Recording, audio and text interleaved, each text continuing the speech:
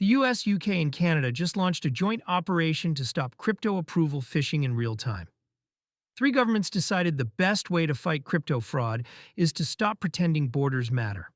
On March 16th, the US Secret Service, the UK's National Crime Agency, and Canada's Ontario Provincial Police launched Operation Atlantic, a joint initiative targeting approval phishing, the mechanism behind most crypto investment scams running today.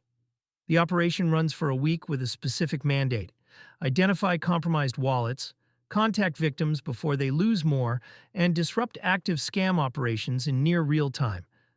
$17 billion stolen last year, and one-trick drives. Most of it approval phishing is straightforward.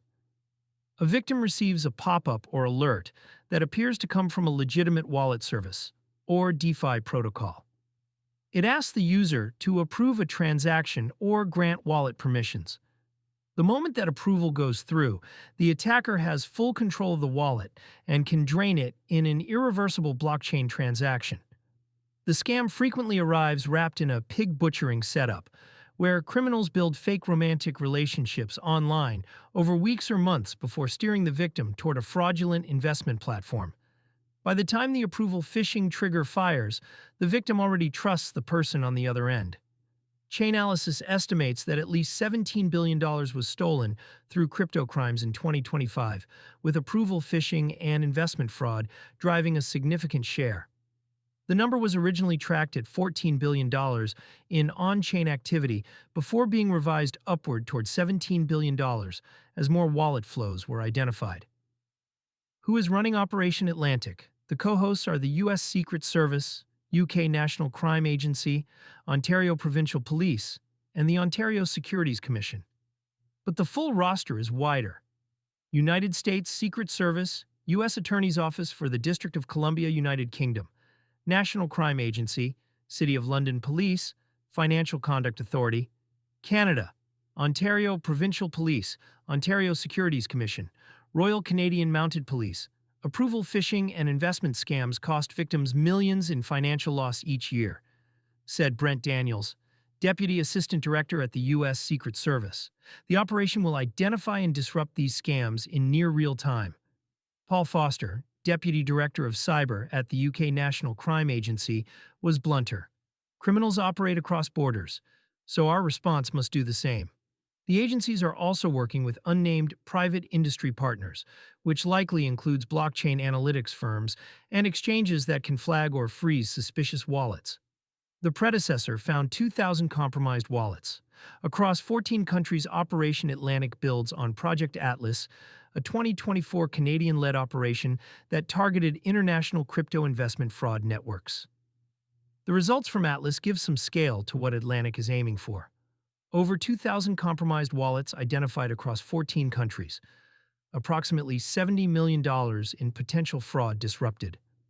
About $24 million in stolen cryptocurrency frozen. A separate initiative, Operation Spincaster, generated more than 7,000 investigative leads tied to roughly $162 million in losses.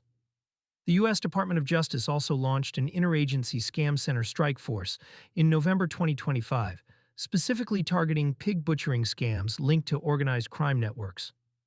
Operation Atlantic appears to be the international extension of that domestic effort. What victims should do, right now.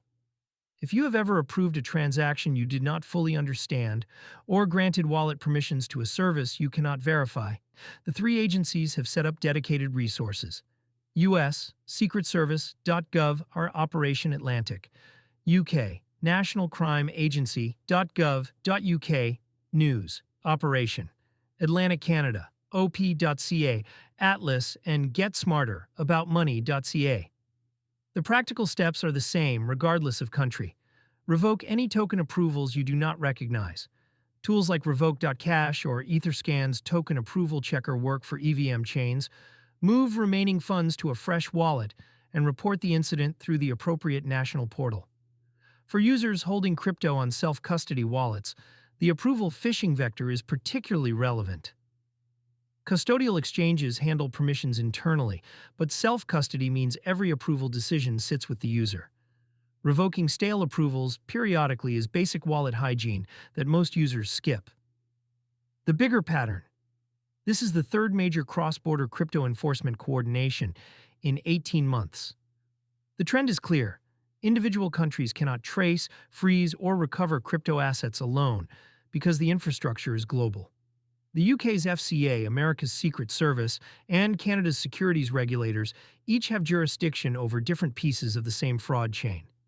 BTC trades at $74,300 and ETH at 2,226 as of March 17, 2026, with the broader market in neutral territory, Fear and Greed Index at 44.